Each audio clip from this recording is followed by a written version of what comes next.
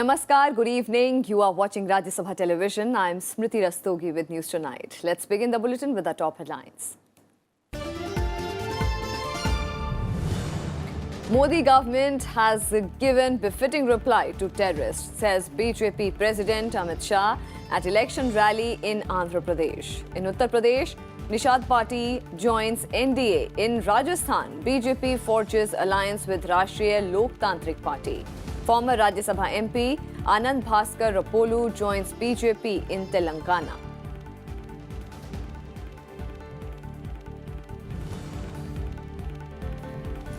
In Madhya Pradesh, Congress releases fresh candidate list for Lok Sabha election. Kamal Nath's son to contest from Chindwara, Arjun Singh's son Rajay Singh from Sidhi.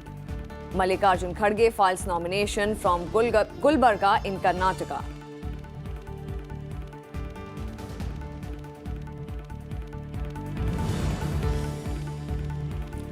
Talks on Kartarpur corridor project stalled between India and Pakistan. Decision taken after Islamabad fails to clarify on the presence of Khalistani sympathizers on a committee formed for project.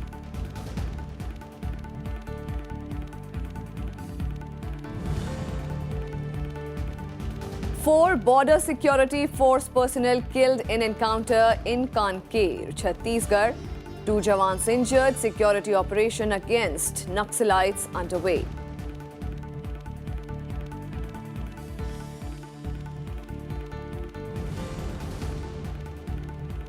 And repo rate cut by 25 basis points from 6.25% to 6%. RBI estimates 7.2% economic growth rate in 2019-20.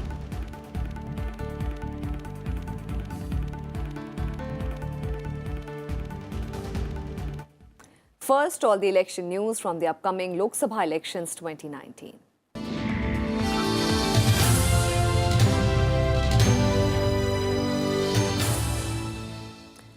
BJP President Amit Shah campaigned for his party in Andhra Pradesh on Thursday, addressing a rally in Guntur. Amit Shah hit out at the state Chief Minister Chandrababu Naidu.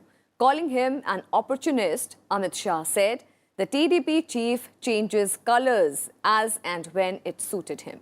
He also listed the achievements of the BJP-led NDA government in the last 5 years.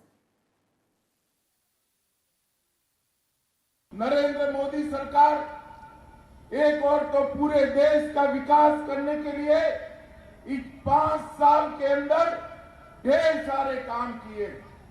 Andhra Pradesh का विकास करने के लिए ढेर सारे काम किए और दूसरी ओर देश की सुरक्षा के लिए भी आतंकवादियों को मजबूत मुंह तोड़ जवाब देने का काम भारतीय जनता पार्टी की नरेंद्र मोदी सरकार ने किया।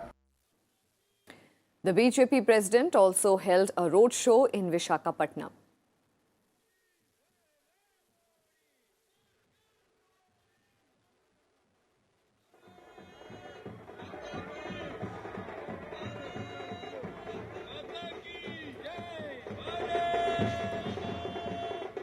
And Union Home Minister Rajnath Singh addressed a public rally in Bulandshahr in Uttar Pradesh on Thursday. The Home Minister campaigned for BJP candidate from Gautam Budh Nagar Lok Sabha seat, Dr. Mahesh Sharma. Sikandrabad and Khurja Assembly constituencies in Bulandshahr fall under Gautam Budh Nagar Lok Sabha seat. Later in the day, Singh also addressed a rally in Lucknow. लेकिन इतनी बात मैं दावे के साथ कह सकता हूं बहनों भाइयों, भारत ही नहीं दुनिया का कोई व्यक्ति उंगली उठाकर नहीं कह सकता कि हमारे प्रधानमंत्री नरेंद्र भाई मोदी के दामन पर कोई भ्रष्टाचार की दाग लगी हुई हो, ये कोई नहीं कह सकता।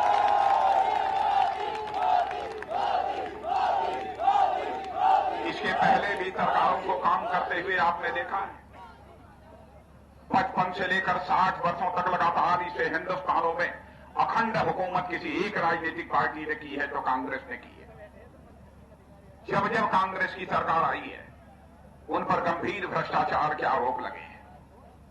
लेकिन बहनों भाइयों, भारतीय जनता पार्टी की सरकार पर, चाहे हमारे केंद्र की सरकार रही हो तो अब उत्तर प्रदेश की सरकार रही हो, कोई नहीं कह सकता किसी मुख्यमंत्री ने अथवा किसी प्रधानमंत्री ने कोई भ्रष्टाचार किया हो।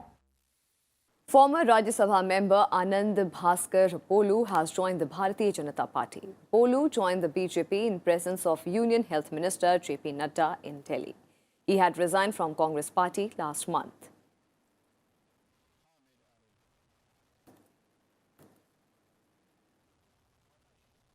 In Uttar Pradesh, the BJP formed an alliance with the Nishad party for the upcoming Lok Sabha polls. Nishad party leader and Gorakhpur MP Praveen Nishad joined the Bharatiya Janata Party on Thursday. Praveen Nishad had defeated the BJP candidate in the Gorakhpur by-polls. The Nishad party had recently split from the Samajwadi Party.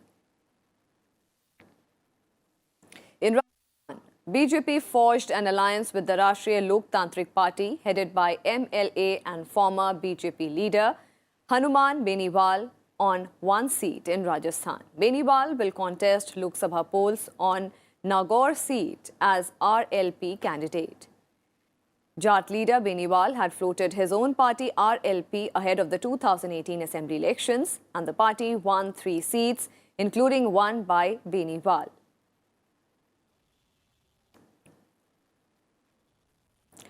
And Congress President Rahul Gandhi filed nomination for his second seat of Wayanad in Kerala on Thursday. He was accompanied by his sister and AICC in charge of Eastern Uttar Pradesh, Priyanka Gandhi Vatra.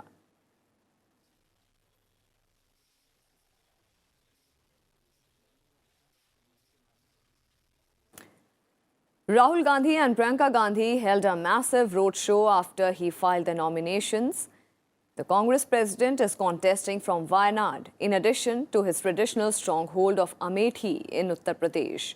The NDA coalition has fielded Tushar Velapalli of the Bharat Dharma Jana Sena to take on the Congress president, while LDF has fielded CPI's PP Sunir to challenge Rahul Gandhi.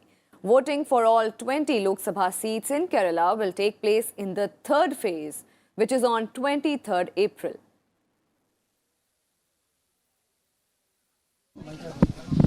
I have come to Kerala to send a message that India is one country.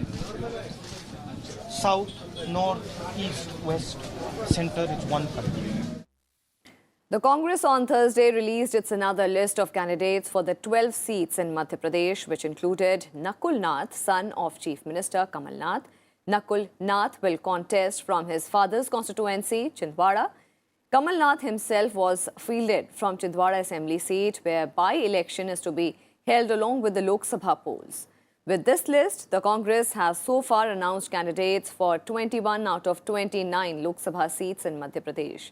Former State Congress Chief Arun Yadav, also a former Union Minister, has been nominated from Khandwa, while former Leader of the Opposition Ajay Singh, who had lost Assembly election from Chorhat last year, has been fielded from Sidhi Lok Sabha seat. TDP Chief and Andhra Pradesh Chief Minister N. Chandrababu Naidu addressed an election rally in Gidalore town of Andhra Pradesh on Thursday. At the rally, he appealed to the voters to vote wisely. He said that if his party comes to power again, then the state will be in safe hands.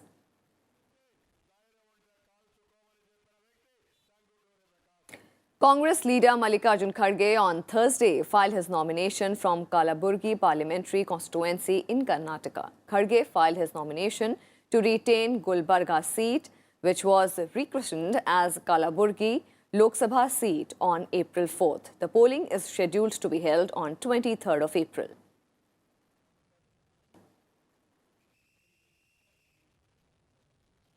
BJP candidate from Amethi, Union Minister Smriti Irani reached Amethi on a 2-day visit. Irani questioned Congress President Rahul Gandhi over his decision to contest from 2 seats in Lok Sabha elections. Addressing a rally in Amethi, Smriti Irani said that Rahul has duped the people and deliberately neglected farmers. She said that the Congress ruled the country for 55 years but never tried to connect the farmers with science. Rahul is contesting from the Wayanad seat in Kerala, in addition to his traditional stronghold of Amethi in Uttar Pradesh. आज अमेठी लोकसभा क्षेत्र के किसान परिवारों से पूछना चाहती हूं, क्या कांग्रेस के नेता राहुल गांधी में सामर्थ्य नहीं था कि खाद की एक रैक आपको दिलवा दे? सामर्थ्य था, लेकिन जानबूझ के अमेठी के गरीब किसान परिवारों को विकास से दूर रखा गया ताकि अमेठी का किसान जीवन भर उनके सामने हाथ फैलाकर गिड़गिड़ाता रहे। And stepping up her poll offensive, West Bengal Chief Minister Mamata Banerjee on Thursday asserted that she will never allow National Register of Citizens in Bengal, as was being proposed by the BJP. Addressing an election rally in Cooch Behar district, where polling will be held on April 11th in the first phase, she also claimed it was her TMC government which had resolved the 6-decade-old enclave issue with Bangladesh in 2015.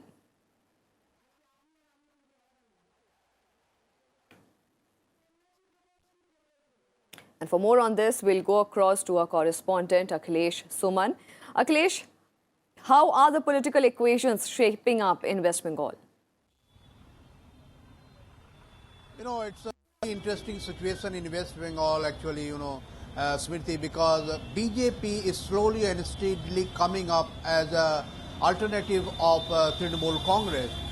Very slowly but very steadily, people are also believing that BJP might be an alternative for Trinamool Congress because of a major issue, that is intimidation. People are telling that they are intimidated. People are telling that they might not be allowed to go to the polling booth. And that is why every political party in the state is demanding that elections commission should be very vigilant and paramilitary forces should be deployed under the direct guidance of election commission so that people can turn up to the polling booths and they can vote. And if they are telling that if they can vote freely, I think there is a wind of change in the state.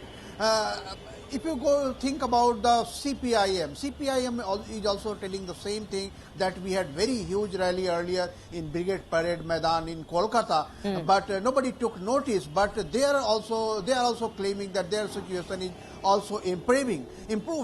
But in the between, Congress is sandwiched in between CPIM, I mean left front, and the BJP, and Congress is trying to find its own space. Though everyone is claiming that it might be a four-cornered contest, but in many places it may be a three-cornered contest, because whoever in the opposition may be a stronger candidate against TMC and against BJP, they may get a major polarization.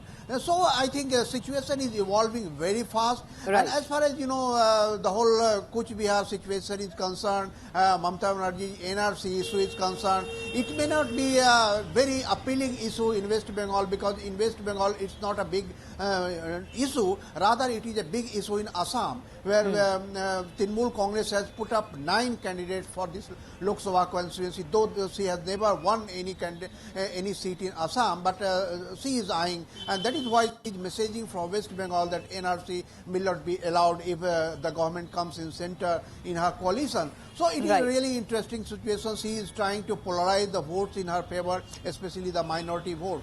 But given the situation that, the rally that Prime Minister Narendra Modi held in Brigade Parade Maidan in Kolkata and also in Siliguri, people are also increasingly thinking that we may have an alternative, and CPM is also getting stronger. So in this situation, it is really become very interesting situation in West Bengal, Smriti. And also that people are thinking that if there is a situation that Trinamool Congress seats may go down, who is the real winner, who is the real gainer? Every political party is accepting that BJP may be the real gainer in this situation. So I think for BJP it's a good chance. It will be interesting to see that whether they can turn up their people at the voting polling booth. Thank you so much, Akhilesh, for joining us and giving us all that ground zero report from Kolkata. Moving on, senior BJP leader L.K. Adwani has written a blog post ahead of the BJP's Foundation Day on 6th of April. Addressing to the BJP party workers, Adwani, in the blog titled Nation First, Party Next, Self Last, said that his party has never regarded those who disagreed with it politically as anti-national or enemies, but only as adversaries. In a blog written almost 5 years after he wrote the last piece on his webpage, Adwani said the BJP has been committed to the freedom of choice of every citizen at personal as well as political level. In the piece, the veteran leader urged the party to look back, look ahead and look within, and stressed on democracy and democratic traditions within.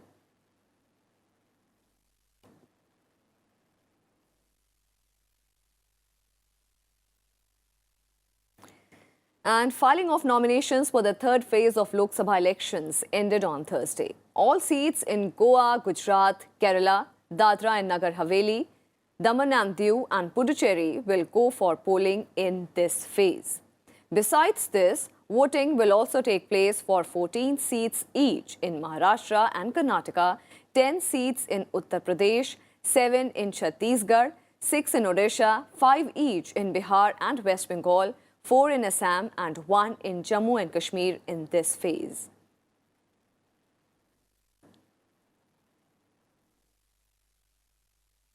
Polling will take place on 23rd of April in 115 seats spread across 14 states. Nominations began on March 28th with the issue of notification by the Election Commission's scrutiny of nominations will be done on April 5th. Candidates can withdraw their nomination till April 8th.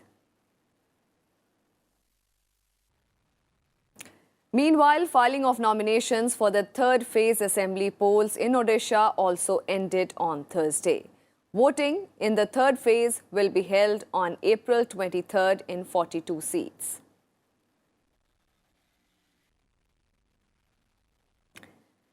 Election Commission on Thursday informed that for the total 188 Lok Sabha seats in the first and second phase, there are 3,954 candidates in the fray, out of which there are 216 women candidates. According to the Election Commission, till now, 1,618 crore rupees, liquor and many items have been seized under the violation of the Model Code of Conduct. The Election Commission has provided the facility of e-postal ballot for about 18 lakh service voters in the elections. Apart from this, the Election Commission has asked all state election officers to upload affidavits and other documents of candidates online within 24 hours during the Lok Sabha elections. Action would be taken against the responsible officials if the guideline is not followed. As a first phase, we are giving the information about what all MCC violation cases have been taken cognizance by the ECI at ECI level from 10th of March, and continuously now you would be seeing the update being made available to you. And it is not only an information, you will be able to download what is the complaint. If any notice is issued, the notice copy also you would be able to download from there. And if it is decided finally, what is the final decision copy also you would be able to see. Migration in the hill state of Uttarakhand is one of the main election issues that the ruling BJP will be facing in the upcoming Lok Sabha polls. While the BJP says that the state is witnessing reverse migration, the Congress claims that the migration issue still remains. Our correspondent Ravindra Singh Shioran brings us the details. Ever since its formation in 2000, Uttarakhand has been combating its biggest challenge in migration. The National Human Rights Commission has also expressed concern over the growing number of people leaving the state. The BJP came to power in the state with the promise of tackling the issue. But Chief Minister Trivendra Singh Rawat claims the problem is not as grave as it was believed. जो भारतमाला परियोजना है, उसके अंतर्गत 700 kilometre की जो हमारी सीमांत की सड़कें हैं, उनका हो रहा है। भारत जो सेतु भारतम योजना है, उसके अंतर्गत हमको अनेक पुल मिले हैं। एग्रीकल्चर के क्षेत्र में 1500 करोड़ का हमको ऑर्गेनिक के लिए एक पैकेज मिला है, 700 करोड़ का हमको परंपरागत खेती के लिए मिला है, 3340 करोड़ का एक पैकेज हमको समेकित सहकारी कृषि के लिए हमको मिला है। तो इन सब चीज़ों से देखिए, जब गांव में रोजगार मिलेगा तो पलायन रुकेगा। होम स्टे की योजना हमने राज्य में लागू की है और हमने ये भी तय किया कि 2020 तक हम 5000 होम स्टे राज्य में तैयार करेंगे। The Chief Minister says the state is in fact witnessing reverse migration. He asserted that a large number of youths are quitting their jobs in cities like Mumbai and Delhi and returning to Uttarakhand for work. In 2017, the Human Rights Commission held the state government and its policies responsible for migration in Uttarakhand. It said in the 16 years of the state's formation, 3,000 villages had turned into ghost villages. इस सरकार ने न रोजगार देने का काम किया, न पलायन रोकने का काम किया। जो सबसे बड़ा महत्वपूर्ण था, हरीश रावत जी के कार्यकाल में पलायन रोकने पर एक कार्य योजना हुई थी कि हम निश्चित तौर पर गार्ड गदेरों से ऊर्जा का स्रोत पैदा करेंगे। हम हरियाली के तौर पर हम पेड़ पौधे लगा करके वहाँ के लोगों को रोज़गार देंगे। हमने कहा था हमारा गांव हमारी सड़क के रूप में हम वहाँ विकास करेंगे, तो वो इस सरकार ने ठंडे बस्ते में कर दिया। Chief Minister Rawat claims his government is working to end migration with initiatives like providing better health facilities and even connecting remote villages to hospitals. According to him, the state government is also providing more job opportunities by introducing promotion of organic vegetables, fruits and plants. Ravindra Singh Shioran's report for Rajya Sabha TV.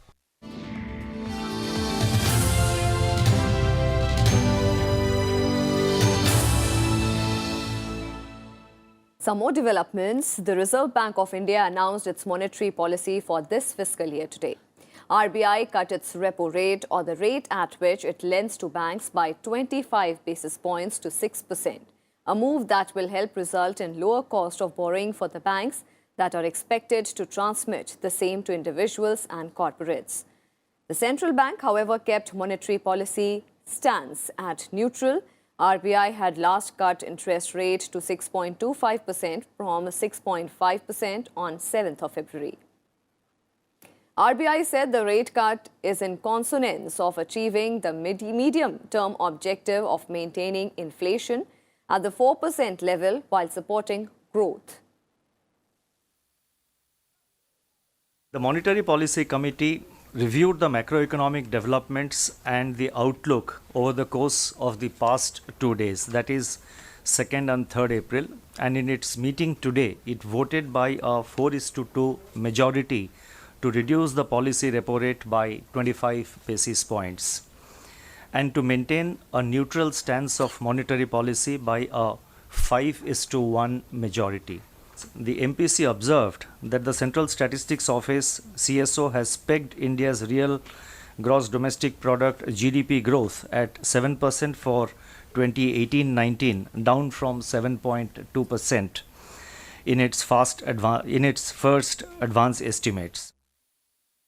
Finance Minister Arun Jaitley said on Thursday that the BJP-led NDA will continue with the fiscal prudence and lower tax rates if elected back to power. Speaking at the CII annual general meeting, Jaitley said the GST Council has cut tax rates on consumption items to 12 or 18% from the highest slab of 28%, and lowering rate on cement is next on agenda.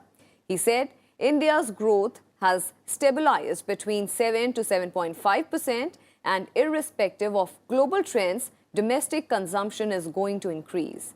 Over the last 5 years, the government did not increase tax rates and in some cases doubled tax base and increased tax collection.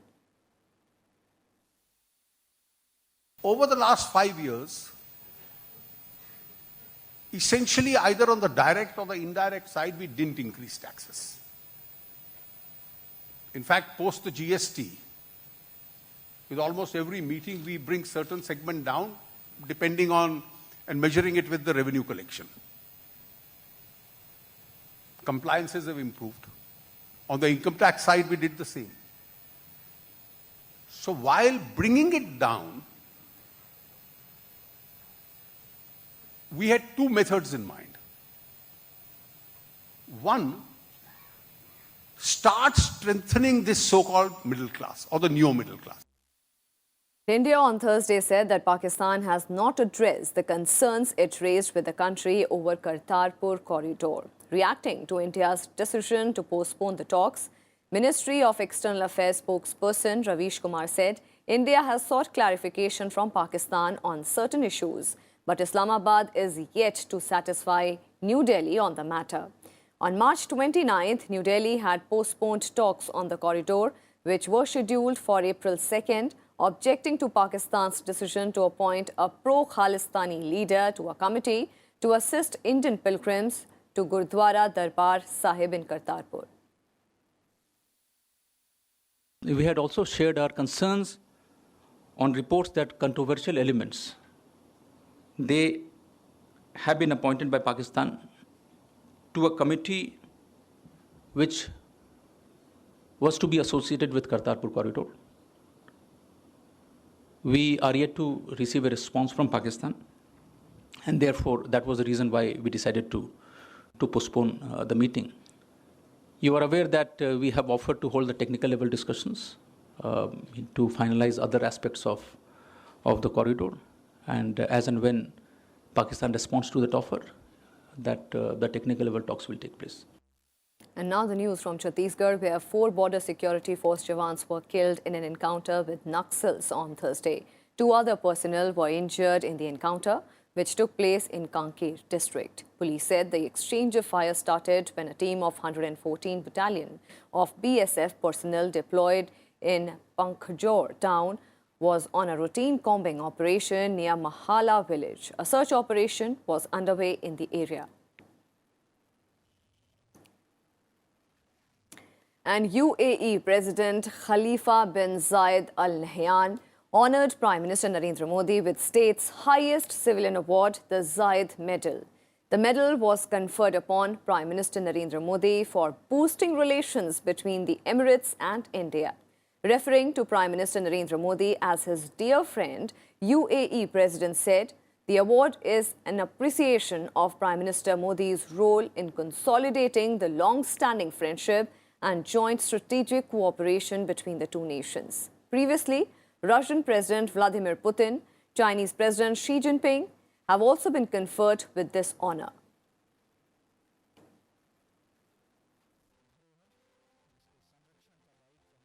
Vice President M. Venkaiah Naidu presented Presidential Award of Certificate of Honour and Maharishi Badrayan Vyas Samman awards to around 100 eminent linguistics and scholars in New Delhi. Awards were presented for their stellar work in Sanskrit, Arabic, Persian, Pali, Prakrit, Classical Kannada, Classical Telugu and Classical Malayalam for the years 2016, 17 and 18. Addressing the gathering, Vice President emphasized that language preservation and development needed a multi-pronged approach. The Vice President added that promotion and protection of ancient Indian languages was the need of the hour, as they offer a window to our ancient civilizational values, knowledge and wisdom. He also launched Data Distribution Portal.